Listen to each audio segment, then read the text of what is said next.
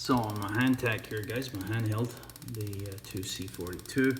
I was interested to see if I could get some secondary ignition waveforms, and you can. And if you play with the settings, you can get some decent detail. I just have my power supply here going to my little signal generator. It's generating 16 hertz. Let's make that 15. And 5% duty cycle there. The 5% duty cycle is with respect to the trigger pulse. The trigger pulse is shown on channel 2 there, guys.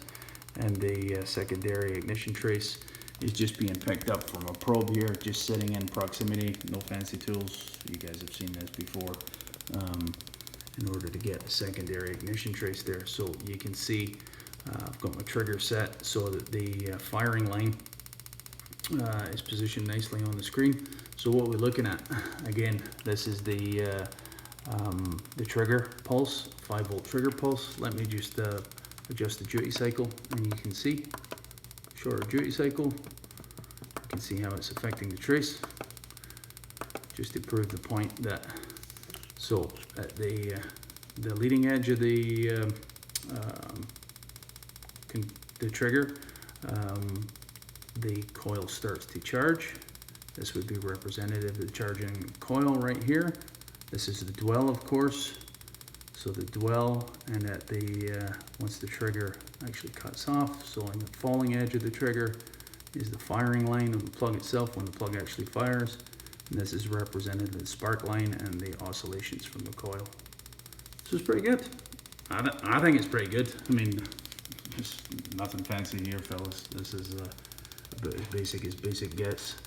So yeah, I'm kind of impressed. Of course, with this setup, we can't take any kV measurements or anything fancy like that, of course, right? But if you're dealing with a multi-cylinder vehicle and you're dealing with a suspected ignition issue, it's usually all about the comparison, right?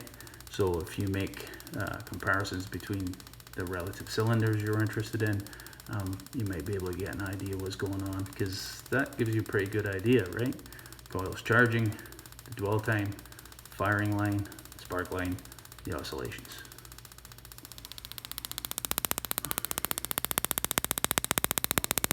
Probably see this here, the spark better than you can see it on the camera actually. There you go, give you an idea.